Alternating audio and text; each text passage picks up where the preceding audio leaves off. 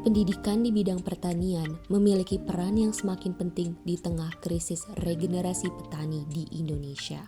Saat ini, jumlah petani muda semakin berkurang, sementara mayoritas petani di Indonesia pun sudah berusia lanjut.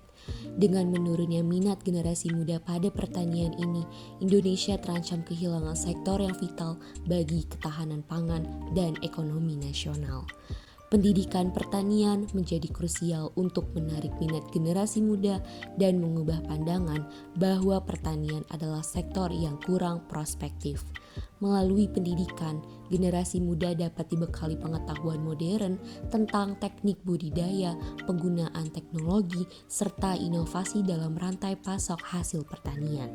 Pendidikan pertanian pun mendorong keterampilan agribisnis dan pengelolaan sumber daya alam yang berkelanjutan. IPB University hadir untuk menjawab krisis regenerasi petani serta kebutuhan akan inovasi di sektor pertanian. Program studi teknologi produksi dan pengembangan masyarakat pertanian menawarkan pendekatan yang holistik dengan mengintegrasikan teknologi dan manajemen dalam dunia pertanian. Program studi ini hadir untuk menarik minat generasi muda serta membekali mereka dengan keterampilan yang relevan di era modern. Assalamualaikum warahmatullahi wabarakatuh. Perkenalkan, nama saya Agus Julio Pratama, salah satu dosen di program studi teknologi produksi dan pengembangan masyarakat pertanian atau disingkat PPP. Yang dalam hal ini program studi PPP itu ada dua fondasi landasan keilmuan ya. Yang pertama ada di bidang teknologi produksi dan ada di pengembangan masyarakat pertanian khususnya. Jadi nantinya core dari lulusan P3 itu sebagai seorang penyuluh dan seorang pengembangan masyarakat.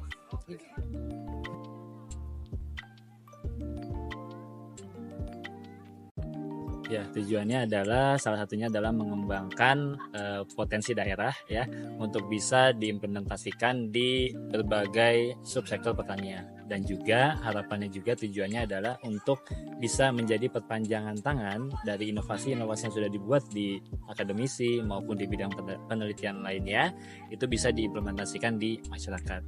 Sehingga harapannya nantinya lulusan dari prodi ini pun bisa memberikan inovasi-inovasi tersebut untuk bisa diberikan ke masyarakat. Pengembangan kapasitas petani merupakan kunci untuk meningkatkan ketahanan pangan, kesejahteraan, dan keberhasilan sektor pertanian di Indonesia. Saat ini, petani menghadapi berbagai tantangan mulai dari perubahan iklim, penurunan kesuburan lahan, keterbatasan akses pada teknologi modern, hingga fluktuasi harga pasar. Di tengah semua tantangan ini, peningkatan kapasitas petani menjadi sangat penting agar mereka tidak hanya mampu bertahan, tetapi juga berkembang dalam kondisi yang semakin dinamis. Ya, jadi memang di dalam kurikulum yang kami buat di dalam prodi P3 ini memang sudah mengakomodir tadi ya, bagaimana tadi sudah ada data berkaitan dengan petani yang semakin menurun, kemudian juga lahan juga semakin juga menurun. Nah, dalam hal ini prodi P3 mencoba kembali untuk menggait gitu ya anak-anak muda atau mungkin lulusan SMA maupun SMK untuk masuk ke bidang pertanian. Kenapa? Karena kalau misalkan tidak ada yang mau terjun langsung, otomatis pertanian kita akan turun. Dalam hal ini kan penduduk Indonesia itu semakin bertambah. Ketika penduduk semakin bertambah, otomatis ya yang memproduksi pangan juga harus bertambah. Nah, dalam kurikulum yang kita buat di prodi P3 itu sudah mengakomodir bidang produksi, baik itu pertanian, perikanan maupun peternakan, dan juga ketika sudah ada inovasinya, ini mau dibawa kemana? Dengan adanya mata kuliah atau mungkin beberapa kajian atau topik berkaitan dengan pengembangan masyarakat maupun penyuluhan. Sehingga dari ketiga inovasi yang ada di bidang produksi pertanian, peternakan, dan perikanan ini bisa diberikan ke masyarakat. Sehingga otomatis bisa membangun gairah masyarakat untuk bisa terjun langsung ke pertanian.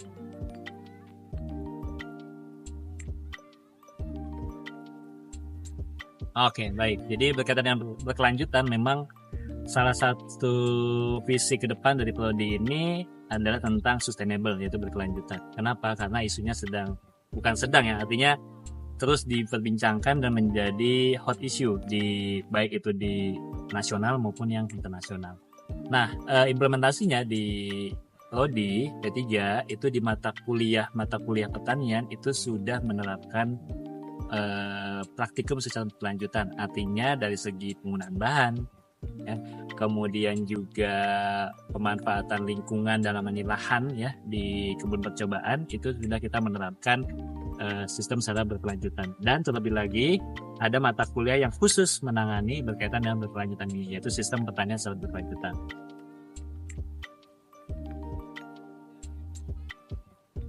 Oke. Jadi kalau berkaitan dengan kemandirian pangan itu berarti identik dengan bahwa rumah tangga atau masyarakat itu bisa menanam dan juga memanen sendiri apa yang sudah dia tanam untuk kebutuhan sehari-hari. Ya, sehingga dia atau mungkin masyarakat bisa meminimalisir atau bahkan menihilkan untuk pembelian komoditas-komoditas yang dikonsumsi di rumah tangga.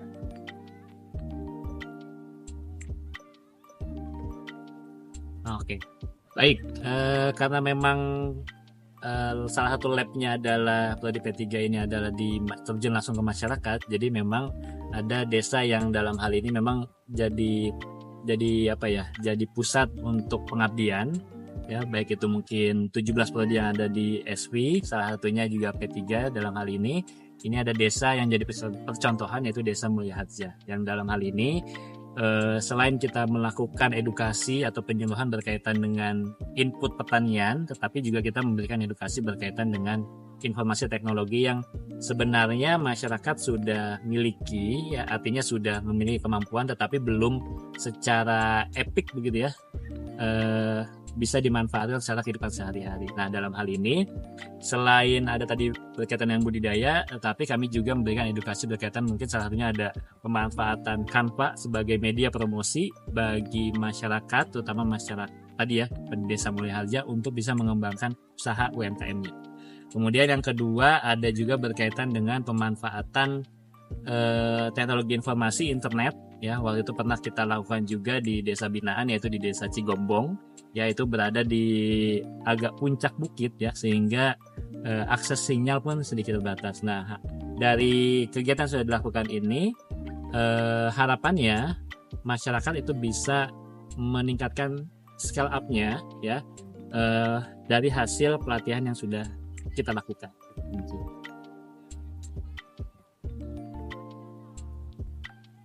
Ya, harapannya adalah ya kita tidak bisa hidup tanpa konsumsi bahan-bahan yang berasal dari pertanian secara arti luas ya.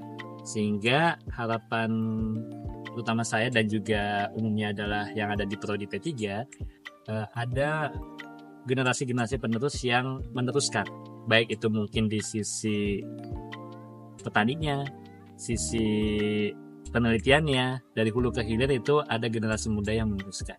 Jangan takut kotor ya dalam hal ini, karena identik biasanya kalau ke pertanian itu adalah panas nih ya, kemudian juga apalagi kulit hitam, kemudian juga buluk dan sebagainya. Tidak, tapi hasil kerja keras dari petani, contohlah petani padi, itu dia bisa menghidupi orang di seluruh dunia dengan berasnya, walaupun mungkin berasnya dia tidak distribusikan secara luas ya, tetapi ada manfaat yang dia dapat. Selain tadi mungkin mendapatkan keuntungan, tapi dia mendapatkan keberkahan ya. Jadi menanam itu bukan masalah kuantitas maupun kualitas, tapi juga di sana ada prosesnya ya, bagaimana memelihara, bagaimana nanti memadukan dengan keilmuan yang ada itu menjadi suatu produk yang berbeda.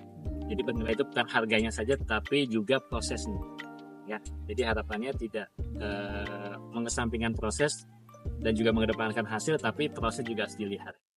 Jadi harapannya ke depan makin banyak orang yang antusias untuk terjun ke bidang pertanian secara luas. Pendidikan pertanian berperan penting dalam menghadapi krisis regenerasi petani di Indonesia yang terancam oleh menurunnya minat generasi muda dan usia lanjut para petani. Melalui pendidikan, generasi muda dibekali pengetahuan modern dan inovasi agribisnis. IPB University hadir sebagai solusi dengan program studi yang mengintegrasikan teknologi dan manajemen pertanian untuk menghadapi tantangan dan kondisi yang dinamis.